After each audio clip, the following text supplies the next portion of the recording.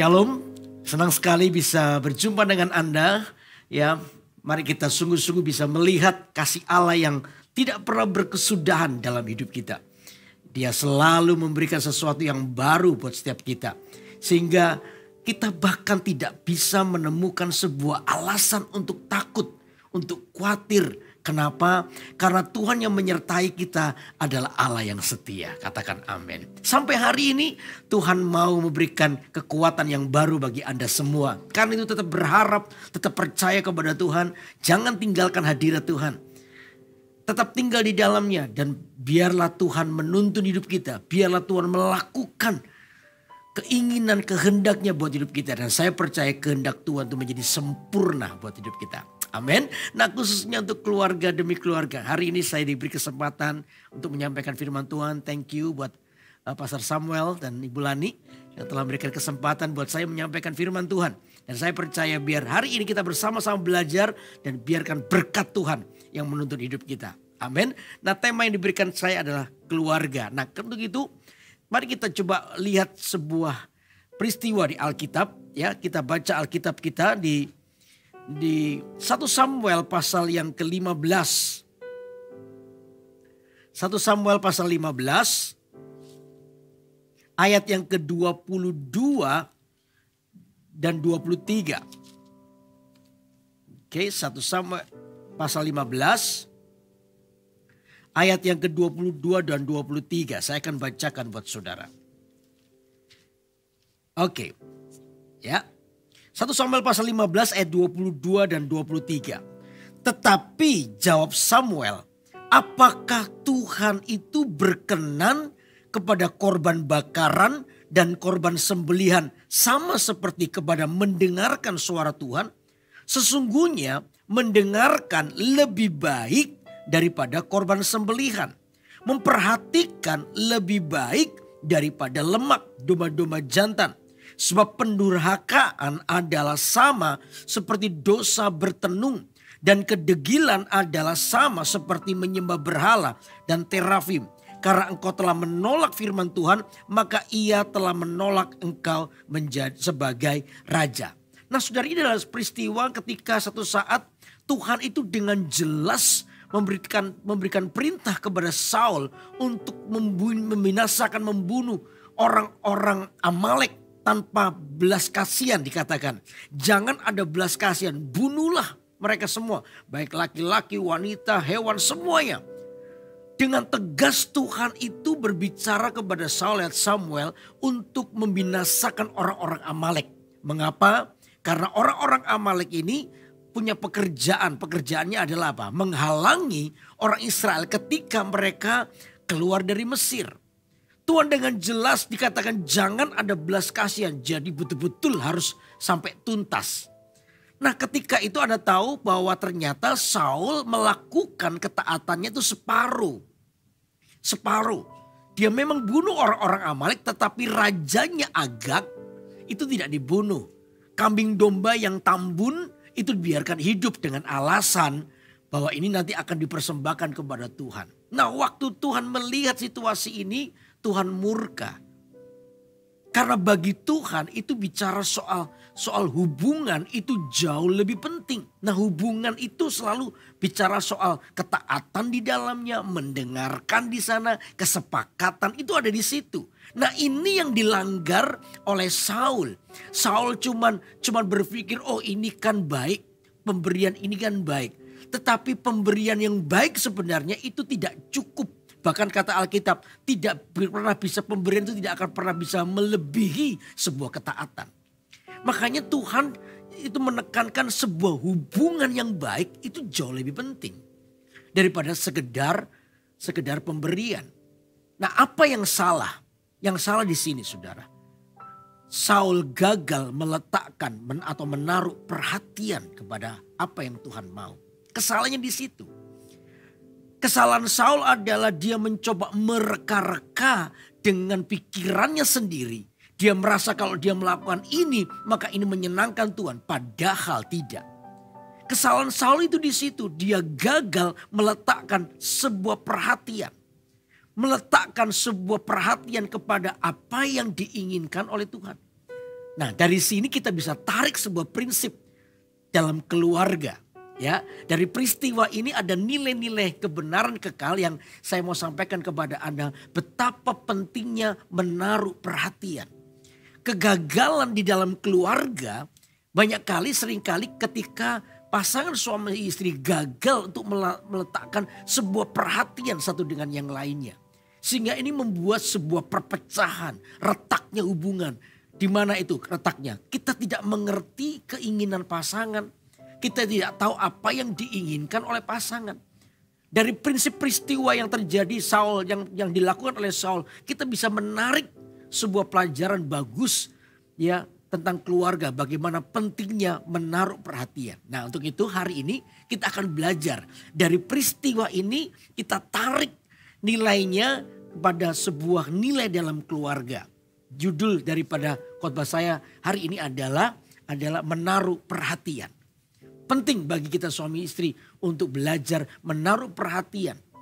Bahkan menaruh perhatian itu melebihi daripada sekedar pemberian. Apa itu artinya? Mari kita akan coba lihat 3 hal penting di dalam menaruh perhatian. Ya, menaruh perhatian arti yang pertama, ini yang akan kita bahas sekarang ya. Menaruh perhatian yang pertama adalah ini, kehadiran itu lebih berharga daripada pemberian. Perhatikan baik-baik. Menaruh perhatian arti pertama adalah kehadiran itu lebih berharga daripada apa? Pemberian. Coba ayat 22 kita baca ya. Ayat 22. Tetapi jawab Samuel, apakah Tuhan itu berkenan? Perhatikan baik-baik. Apakah Tuhan itu berkenan kepada korban bakaran dan korban sembelian sama seperti kepada mendengarkan suara Tuhan? Sesungguhnya mendengarkan lebih baik daripada korban sembelihan. Memperhatikan apa saudara? Lebih baik daripada lemak domba-domba jantan. Oh, ternyata kalau kita menaruh perhatian, maka dikatakan kehadiran kita itu lebih berharga daripada pemberian. Kehadiran kita artinya ketaatan kita, kalau kita hubungan dengan Tuhan ya, ketaatan kita, bagaimana kita berani untuk berubah, itu jauh lebih berharga. Pemberian itu juga bagus, saya ngomong begini bukan berarti kita tidak boleh memberi. Tapi pemberian itu harus keluar dari hati yang sungguh-sungguh mau menyenangkan Tuhan. Kehidupan yang menyenangkan Tuhan, itu jauh lebih berharga. Pemberian adalah dari hal yang kita punya. Tetapi Tuhan itu jauh melihat dari dalam hati kita. Background dari dasar pemberian itu apa? Motivasinya apa? Kalau hari ini kita mendapatkan diri kita menjadi orang yang taat sekalipun pemberian itu kadang keluar dari kekurangan hidup kita. Tuhan tidak terlalu tertarik dengan jumlahnya. Makanya satu saat ketika ada seorang kaya yang memberi uangnya dengan jumlah yang begitu besar. Lalu setelah itu ada seorang janda yang dengan malu-malu karena pemberiannya sedikit, tapi pemberian itu adalah uang terakhirnya dia. Yesus berkata, janda atau ibu itu pemberiannya jauh lebih besar. Jadi bicara bukan soal jumlahnya, tapi soal background hatinya. Itu yang penting. Makanya tadi saya bilang menaruh perhatian itu bicara soal kehadiran kita sebagai pasangan suami istri. Itu lebih berharga daripada pemberian. Saya ngomong begini bukan berita baik buat suami atau istri. Oh puji Tuhan Pak Yudi meneguhkan hari ini setelah ini aku gak usah beri apa-apa. Salah, maksud saya bukan begitu. Bukan begitu. Tapi waktumu ketika pasanganmu lagi mengalami sesuatu. Di manakah suami? Di manakah istri? Ketika pasangannya lagi lemah, lagi mengalami sesuatu, apakah pasangan itu hadir di dalam kehidupan istri atau suaminya? Itu penting. Kenapa? Karena ketika orang hadir, ya pasangannya hadir itu paling tidak separuh support. Selain dari Tuhan, hadirnya Tuhan itu pasti. Tapi pasangan kita memberikan support kehadirannya. Itu penting bagi seseorang. Saya hari ini ya salah satu penyemangat hidup saya itu adalah kehadiran istri saya di hidup saya. Halo amin. Ketika saya merasa dihargai oleh istri saya. Ketika anak-anak saya adalah pribadi-pribadi yang mengharapkan kehadiran saya. Wow, saya bisa bersemangat di dalam bekerja. Saya bisa bersemangat untuk untuk tiba-tiba menemukan semua potensi buat hidup saya. Karena apa? Saya merasa dicintai. Saya merasa dihargai. Berapa banyak ini yang sudah berakhir. Ya, pasangan suami istri hidup satu rumah tangga, masih satu rumah, tapi terjadi yang namanya perceraian semu. Tahu perceraian semu ya? Masih secara legal, secara hukum masih bersama-sama, tapi komunikasinya sudah hancur. Kehadirannya, pasangannya tidak ada lagi. Masih hidup serumah dengan pasangan, tapi seorang istri merasa sendiri, merasa tidak dihargai. Suaminya kalau ngomong sudah kasar sekali sama istrinya. Salah dikit, waduh kok ngomongnya sudah melukai begitu. Sama dengan suami juga merasa istrinya tidak menghargainya. Mungkin pendapatan istri jauh lebih besar, istri jauh lebih dominan daripada suaminya. Akhirnya banyak para pria-pria hari ini merasa sendiri. Merasa sendiri akibatnya apa? Kalau dia punya uang, dia akan mencoba keluar dari situasi itu dengan cara apa? Dengan cara dia menjadi baik tanda kutip dengan semua orang. Supaya diakui, traktir sana, traktir sini. Baik sekali. Kasih utang sana, kasih utang gak dibayar gak apa-apa. Cuma satu butuhnya apa? Cuma dia mau dibilang ini, bapak baik ya. Bapak ini murah hati. Karena apa? Di rumahnya dia gak pernah dapatkan itu. Istrinya itu terus tiap hari melihat suami lihat istrinya itu hidung dan mulut balapan terus mencucu terus gitu. Gini terus saudara. Itu membuat akhirnya para suami ini berkata, aku ini apa sih? Aku ini bekerja kok tidak dihargai. Aku ini kok bekerja kok rasanya tidak ada sesuatu yang feedbacknya untuk aku. Bukan mau dihargai tapi itu sesuatu yang normal. Ya, penghargaan itu sesuatu yang normal. Dan setiap orang membutuhkan karena kita ini makhluk sosial, betul? Anda paling suka mungkin dipuji, betul gak? Siapa yang kalau dipuji itu mau bunuh diri gitu? Gak ada saudara. Saudara kalau dipuji itu pasti senang. Itu adalah bentuk daripada sebagai manusia sosial. Perlu penghargaan. Nah ketika pasangan sudah tidak menaruh perhatian. Ketika kehadiran pasangan tidak ada lagi dalam kehidupan masing-masing. Maka ini celah. Terjadi sebuah perpecahan di dalam komunikasi yang hancur. Dalam keluarga. Sehingga keluarga mudah dikalahkan. Dan di ujungnya adalah perceraian terjadi. Paling tidak saya tadi bilang terjadi perceraian semu dalam keluarga. Terjadi sebuah perceraian semu di mana masih tinggal di satu rumah tapi komunikasinya sudah hancur. Karena apa? Kehadiran tidak ada. Gagal menaruh perhatian. Jadi poin satu ini adalah kehadiran itu lebih berharga daripada pemberian. Saya melihat para suami sekalipun terpuruk sekalipun karena mungkin usaha yang lagi mengalami goncangan. Apalagi dalam situasi pandemi yang seperti ini.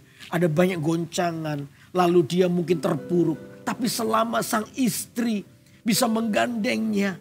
Ayo pak, gak apa-apa. Kita hadapi badai hidup ini bersama-sama. Jangan merasa sendirian, masih ada aku. Yuk kita doa. Yuk kita datang ke pastor untuk kita minta didoakan. Gak apa-apa. Ayo kita mulai sesuatu yang baru lagi. Kita mulai dari nol lagi gak apa-apa.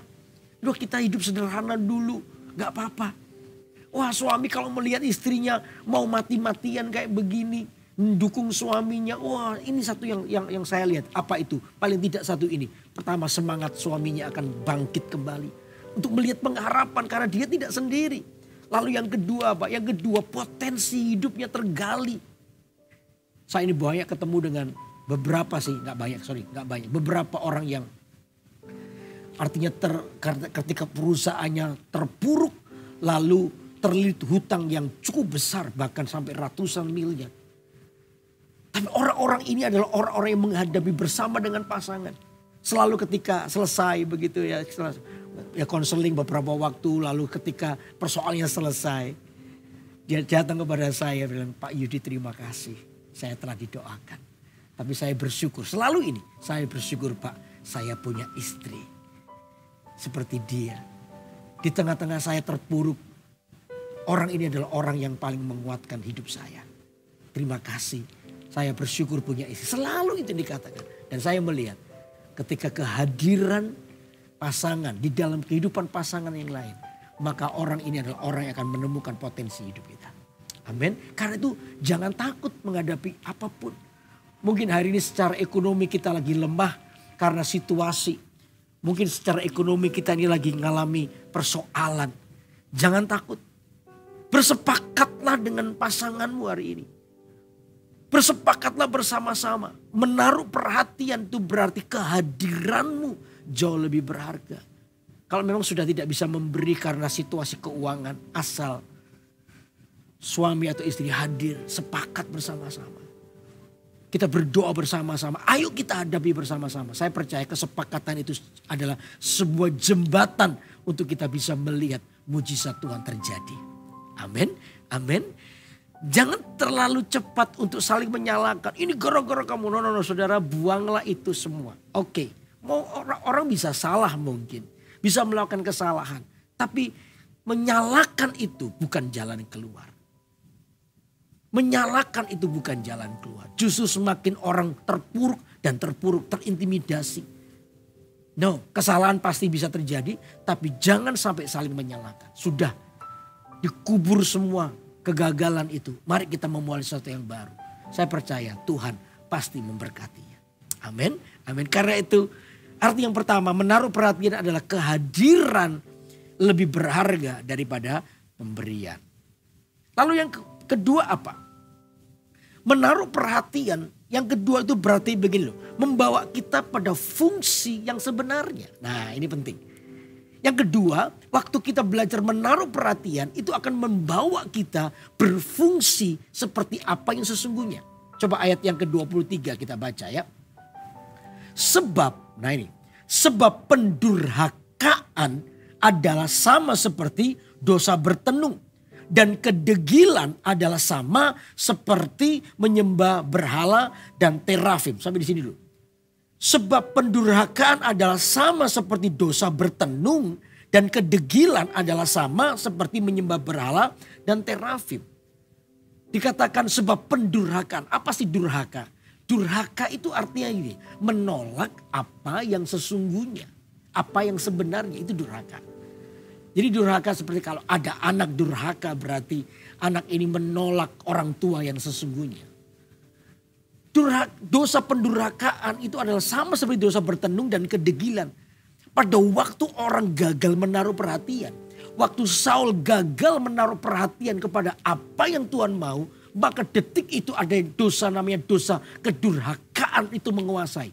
Begitu Saul tidak taat atau tidak menaruh perhatian, Saul terjebak pada sebuah kedurhakaan. Artinya Saul menolak apa yang sebenarnya. Sebenarnya apa itu perintah Tuhan? Membunuh semua dari orang-orang Amalek. Tetapi Saul kena namanya dosa pendurhakaan. Saul menolak apa yang sebenarnya Tuhan mau. Nah di sini kelihatan sekali. Fungsi Saul tidak kelihatan. Karena apa? Dia menolak apa yang sebenarnya. Jadi ketika orang gagal menaruh perhatian. Orang ini gagal berfungsi seperti apa yang sebenarnya. Pada waktu yang lalu ada seorang orang tua. Suami istri datang kepada saya. Dan dia bertanya, Pak, kami mau konseling sebentar dan minta didoakan. Oh iya, kenapa? Pak, saya ini merasa kehilangan anak saya. Oh kok bisa? Kenapa? Iya Pak, kemarin anak saya ajak pergi. Anak saya ini ya bertumbuh lah, umur 5 tahun, sudah 5 tahun. Nah saya ini kaget. Waktu yang lalu saya ajak dia makan malam bersama-sama. Tapi dia bilang begini sama saya, sebentar ya Ma, aku mau pamit sama Cus, boleh apa enggak gitu. Mamanya kaget loh, yang jadi mama itu Cus atau Pak Mamu ini. Kok kamu pamit sama Cus? Kok bisa Cus? Kalau Cus bilang tidak boleh, kamu gak mau pergi? Iya, karena Cus yang tahu. Waduh, mamanya kayak terluka, tertolak begitu gara-gara itu. Ya, gara-gara itu. Mamanya kaget karena untuk pergi makan aja, mamanya harus pamit sama Cusnya. Susternya maksudnya. Kalau susternya ini bilang tidak, ya sudah gak bisa pergi. Karena mungkin ada hal. Kok jadi merasa perannya ini kok digantikan oleh sus? Perannya sebagai mama atau orang tua ini kok digantikan oleh sus. Kok bisa begitu? Saya tanya, anak ini mulai kecil dijaga oleh siapa? Iya Pak, kita memang sibuk.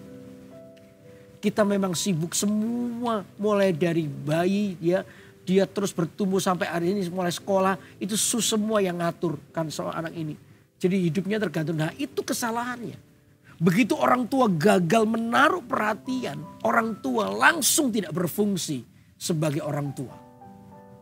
Jangan kaget kalau hari ini anakmu lebih senang kepada atau lebih mendengarkan kepada susnya daripada ke orang tua. Karena apa? Orang tua gagal berfungsi.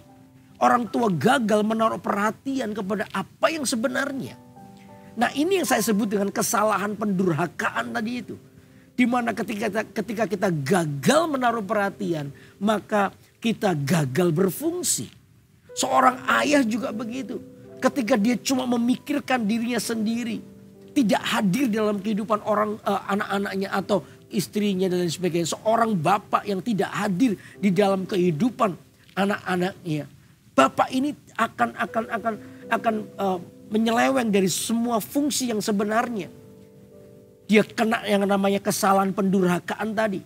Dia tidak berfungsi. Dan berapa banyak anak-anak menjadi kecewa karena orang tua yang tidak meletakkan perhatian. Dan orang-orang ini adalah orang tua yang tidak berfungsi seperti yang sebenarnya. Karena itu biar hari ini, mari kita cek hidup kita. Sementara kita mendengarkan firman Allah yang sederhana saya sampaikan buat Anda. Mari coba lihat apakah hari ini kita ini berfungsi seperti panggilan Tuhan di hidup kita. Kita ini berfungsi seperti apa yang Tuhan mau. Berapa banyak anak-anak mungkin hari ini melawan orang tua. Tidak bisa menghormati. Jangan terlalu terburu-buru untuk marahin anak Anda dulu. Coba kalau Anda mendengarkan khotbah ini, mari kita introspeksi diri kita. Jangan-jangan kita telah masuk di dalam tadi kesalahan pendurhakaan tadi. Jangan-jangan kita telah terjebak pada situasi di mana kita tidak berfungsi sebagaimana yang sebenarnya. Pendurhakaan telah menguasai kehidupan kita. Sehingga kita menjadi orang yang gagal berfungsi. Jika anak-anak kita hari ini memberontak. Selalu hal-hal ini yang kita introspeksikan buat diri kita. Coba lihat hidup kita. Ada banyak kesalahan demi kesalahan yang mungkin kita buat. Kalau itu terjadi, saudara, jadilah orang tua yang berani. Datang kepada anak untuk minta maaf. Saya dorong untuk semua orang tua mungkin hari ini.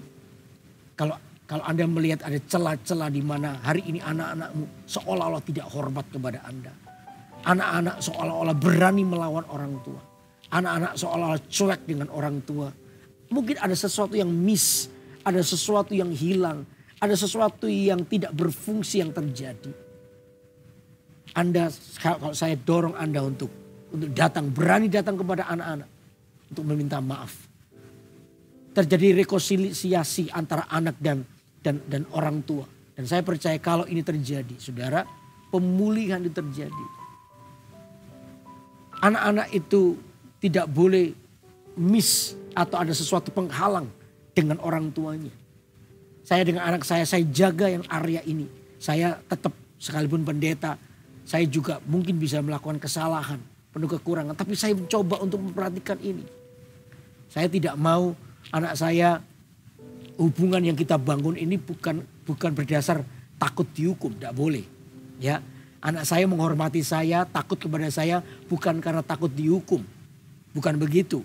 Itu sama dengan kita dengan Tuhan. Kadang-kadang kita ini bangun hubungan kita dengan Tuhan seperti karena kita takut dihukum. Kita tuh rasa ke Tuhan, Tuhan yang bengis. Ya Tuhan yang sedikit-sedikit menghukum, sedikit-sedikit salah kita dihukum dan lain sebagainya. No. Saya mau anak saya dengan saya membangun hubungannya karena dia takut dengan saya. Itu karena hormat. Dia takut kepada saya itu karena dia cinta. Kalau takutnya karena hormat, karena cinta, maka dia akan terus datang dan mencoba untuk mendekat. Karena apa? Dia mencintai dasarnya. Dia bisa bersenda gurau dengan saya.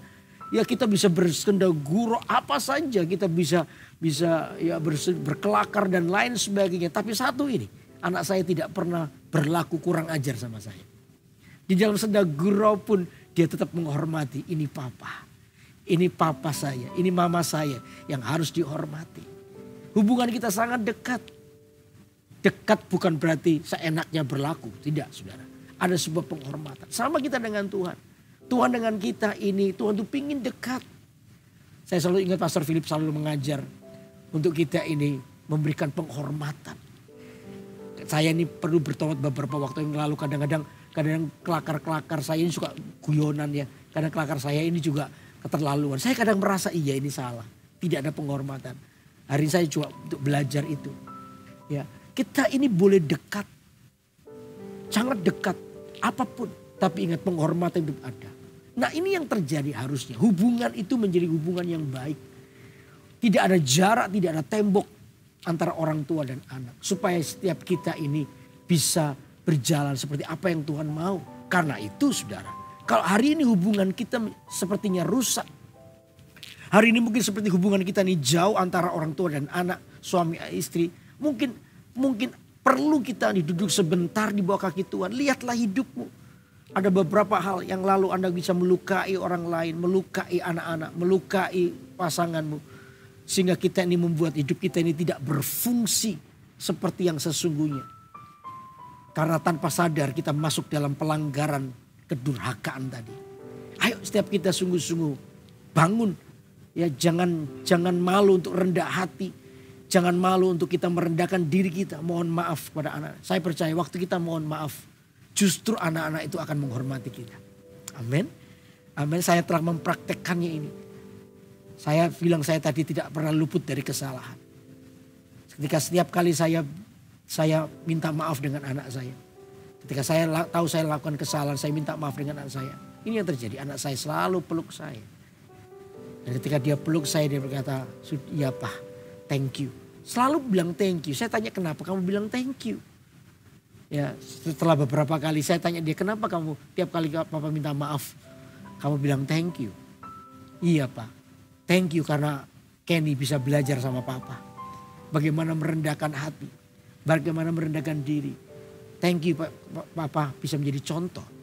Waktu saya mendengar itu saya bilang thank you Tuhan. Saya bilang thank you sama Tuhan. Tuhan mengajari kami termasuk saya juga untuk belajar rendah hati. Amin. Jangan takut untuk rendah hati para orang tua. Justru dari situlah engkau akan berfungsi seperti apa yang Tuhan mau dalam hidupmu. Amin. Supaya kita lepas dari namanya dosa kedurhakaan. Amin. Lalu yang ketiga apa? Yang ketiga coba ayat 23 lagi. Yang B sekarang. Nah karena engkau telah menolak firman Tuhan. Maka ia telah menolak engkau sebagai raja. Nah ini perhatikan baik-baik. Saudara, di tengah-tengah kita gagal untuk menaruh perhatian, maka ini yang terjadi, sebuah penolakan. Karena gagalnya kita menaruh perhatian, Saul ditolak. Karena dia telah telah memutuskan untuk tidak menaruh perhatian apa yang Tuhan mau. Sama dengan keluarga, begitu orang gagal menaruh perhatian, maka terjadi penolakan. Seperti cerita saya tadi. Anak-anak mulai merasa tertolak karena tadi yang kedua orang tua tidak berfungsi. Ketika gagal menaruh perhatian maka tertolaklah. Otomatis ada sebuah benteng jarak yang dibangun antara orang tua dan anak. Dan itu yang membuat semakin hari semakin jauh dan ini berbahaya. Kalau kita nggak cepat tadi saya bilang berbalik lalu kita merendahkan hati. Maka jangan kaget tiba-tiba anak kita seolah-olah sudah tidak peduli dengan kita. Suami istri, tiba-tiba suami atau istri tidak lagi pada hubungan yang baik, komunikasi yang baik. Mereka terus berjalan sendiri-sendiri. Sehingga akibatnya terjadi perpecahan dalam keluarga. Karena apa? Penolakan demi penolakan terjadi. Anak-anak tertolak. Banyak sekali saudara. Ya, yang lalu saya pernah ketemu dengan seorang anak muda. Ingin ketemu saya. Akhirnya saya kasih kesempatan, oke kita ketemu. Ya begitu ketemu dengan saya, kalimat pertama yang muncul dari mulutnya adalah, Ko Yudi, boleh nggak saya bunuh papa saya? Nah ini kan pertanyaannya nggak perlu dijawab, betul nggak? Saya tanya kenapa? Dia ceritakan semua tingkah laku papanya. Seorang papa yang tidak berfungsi di dalam keluarganya. Tiba-tiba muncul dari hati anak ini sebuah kebencian. Karena tiap hari dia bilang tiap hari dia melihat bagian papanya itu berlaku kasar. Baik mungkin dipukul atau dikata-katai kasar. Orang tua ini tidak berfungsi, pria ini tidak bekerja, sudah tidak bekerja, main judi, mabuk. pukulin istri dan lain sebagainya. Nah anak ini melihat. Mulai dari kecil mungkin dia nggak berani. Lama-lama dia bertumbuh menjadi besar ketika lihat itu terus. Maka yang terjadi adalah sebuah kepahitan, penolakan. Penolakan terjadi dalam hidupnya. Dan akibatnya adalah keinginan untuk melakukan tadi. Akhirnya saya bilang sama dia, satu hal yang harus kamu tahu. Ya, seburuk-buruk apapun papamu, dia tetap papamu. Tidak pernah bisa diganti oleh siapapun. Papamu itu adalah pribadi yang sungguh-sungguh Tuhan letakkan dalam hidupmu. Ya, lalu dia bilang, Pak kenapa kok papa seperti itu? Nggak papa yang lain aja. Kalau boleh ganti minta diganti. Nggak bisa nak. Ini emangnya kayak pemain voli ganti begitu. Nggak bisa. Ya emangnya baju nggak cocok ganti. Nggak bisa. Sekarang masalahnya bukan bajunya yang diganti. Tapi sikap hatimu yang diganti. Kalau saya pakai baju. Ya mungkin saya ini orang yang mungkin kita ini punya style, merek dan lain sebagainya.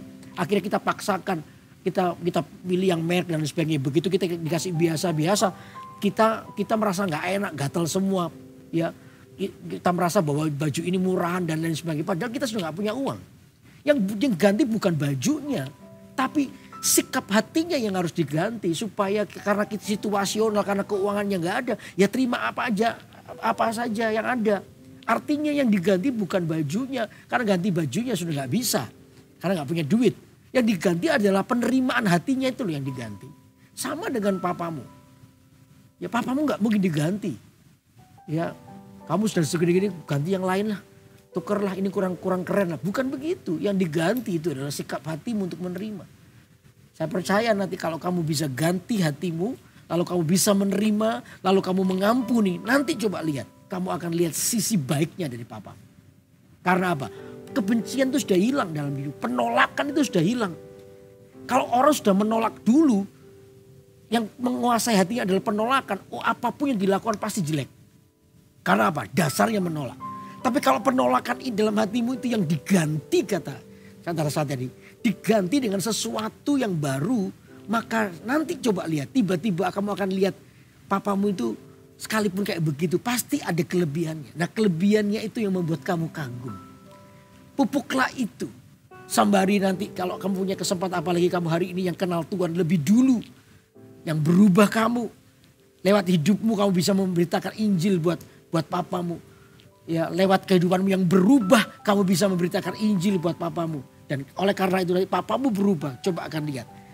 Nanti lihat kamu akan kagum dengan papamu.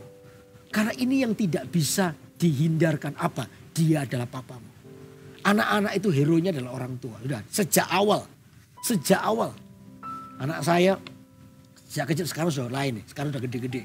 Dulu waktu kecil ditanya orang mau jadi apa? Mau jadi papa. Kayak papa. Mau jadi pendeta? Enggak. Mau jadi pembicara? Enggak. Mau jadi apa? Kayak papa. Jadi kayak papa. Jadi ya kayak papa begini. Gak tahu kayak saya ini kayak apa ya. Ya kayak papa begini. Karena bagi anak saya hero-nya itu adalah papanya. Itu anak-anak. Tapi karena banyak hal yang terjadi mungkin anak-anak bisa bergeser. Ya, dan lain sebagainya. Dasar itulah yang harus dikembalikan. Saya adalah orang yang pernah terhilang. Tapi satu saat ketika Tuhan temukan saya rahasia ini. Yang diganti itu bukan papanya atau orang tuanya atau sesuatu yang lain. Yang diganti adalah sikap hati saya. Begitu sikap hati saya berubah. Saya itu bisa kagum dengan papa saya. Terakhir di ujung dari semua rencana Tuhan atas kehidupan papa saya. Saya itu bisa menghormati dan sayang sama papa saya. Dan saya bersyukur saya masih punya kesempatan itu. Dan saya berdoa supaya Anda pun juga punya kesempatan. Saya gak tahu kok terlalu dibawa Tuhan untuk menghormati papa. Mungkin ada beberapa orang yang hari-hari ini ada di area ini. Anda sedang kepahitan dengan papamu. Anda sedang marah dengan papamu. Saudara, kalau Anda mendengarkan khotbah ini, saya percaya tidak kebetulan. Tuhan sedang berbicara kepadamu. Supaya hatimu yang diganti. Sikap hatimu yang berubah. Dan lihatlah ketika sikap hatimu berubah, kau akan melihat betapa kekagumanmu seperti waktu Anda kecil yang lalu itu. Akan Tuhan pulihkan. Anda akan bangga punya papa. Dan Anda tidak akan mau diganti papamu. Anda akan bangga dengan papa yang ada sekarang ini. Karena Tuhan tuh selalu memberi yang terbaik buat hidupmu. Amin, amin. Karena biar hari ini mari kita akan belajar ini. Ayo semangat orang tua khususnya. Mari kita belajar menaruh perhatian. Baik sebagai suami atau sebagai istri. Mari kita taruh perhatian diri kita. Untuk melihat kepentingan kerajaan Allah dalam keluarga kita. Supaya kita itu menjadi orang-orang yang hadir di dalam kehidupan pasangan kita. Hadir dalam kehidupan anak-anak kita. Kita tidak menjadi orang yang hilang. Anak-anak punya papa tapi seperti gak punya papa. Anak-anak punya mama tapi seperti gak punya mama. Kehadiran orang tua gagal. Ada suami-suami yang punya istri tapi seperti gak punya istri. Ada istri itu yang punya suami tapi seperti gak punya suami. Karena apa? Kehadirannya gak ada. Ada ibu-ibu yang bilang, gak apa-apa pak. Gak usah pulang, gak apa-apa. Yang penting uangnya pulang. Sungguhan dah. Serius. Ya. Gak apa-apa pak, gak pulang-pulang suami saya. Yang penting uangnya pulang. Itu berangkat dari perasaan tertekan Anda itu pasti. Karena ya sudah suami saya gak pernah berubah. Ya sudah mati ya sudah. Gitu. Saya ini pernah lihat ketika waktu itu ya. Waktu orang mengusahakan untuk poligami diizinkan di Indonesia waktu itu. Ya terjadi sebuah perdebatan dan lain sebagainya. Lalu saya lihat di TV itu. Ada seorang ibu diwawancarai. Bu, bagaimana pendapat ibu tentang poligami? Oh menurut saya ya gak apa-apa pak. Ya itu kan memang mungkin kebutuhan pria lebih lagi dan sebagainya macam bla bla bla bla. Ya saya sih setuju-setuju aja lah. Ya kalau mau suami mau istri 2 istri ke kan ada beberapa yang diizinkan juga. Lalu ditanya ini pertanyaan tajam. Kalau misalnya itu suami ibu bagaimana? Ibu ini diam dia. Ngomongnya gini, saya ketawa karena ya nanti saya pecel pak. Oh dipecel suaminya. Suaminya mau dipecel. Jujur aja ya wanita dia mau dimadu lah. Pastilah ya. Pasti ada sesuatu yang lain. Cinta itu untuk pasangan ya maksudnya itu gak bisa dibagi 2. Gak bisa. Ya ada orang-orang yang berusaha seperti itu tapi hatinya menangis pasti. Gak mungkin bisa. Makanya itu pentingnya tadi saya sebut kehadiran pasangan. Dalam kehidupan masing-masing saya percaya itu akan membuat dia kuat. Lalu yang kedua, waktu kita menaruh perhatian maka kita akan berfungsi seperti yang sebenarnya. Kita tidak terjebak pada pelanggaran kedurhakaan tadi. Ketika Anda berfungsi sungguh-sungguh maka saya percaya menjadi maksimalah rencana Allah dalam kehidupan keluarga Anda. Amin. Lalu yang ketiga, waktu orang menaruh perhatian maka orang ini sedang menggeser yang namanya penolakan. Penolakan tidak akan pernah ada di dalam keluarga Anda. Yang ada cuma penerimaan satu dengan yang lainnya. Saya percaya kalau ini menjadi sebuah dasar di dalam kehidupan pernikahan kita, maka saya percaya kekuatan Tuhan akan ada padamu. Hidupmu akan mengalami sebuah kemenangan dengan cara Tuhan. Anda tidak akan pernah sendiri karena Anda bersama dengan pasanganmu, dengan keluarga, dengan anak-anak. Mari kita hadapi kehidupan kita bersama-sama dengan kesepakatan. Dan di balik sebuah kesepakatan adalah jembatan untuk kita bisa melihat mujizat Tuhan terjadi buat hidup kita. Amin. Lalu berikutnya kita bisa menggali potensi hidup kita. Tiba-tiba ada ide-ide yang cemerlang karena apa? Semangat. Semangat itu mendatangkan upah dan kita bisa menemukan sebuah potensi. Ada ide-ide cemerlang daripada Tuhan. Dan kita bisa melihat bagaimana Tuhan pasti memberkati kita. Karena itu jangan gagal untuk menaruh perhatian. Maka saya percaya ketika Anda menaruh perhatian, Tuhan memberkatimu dan keluarga.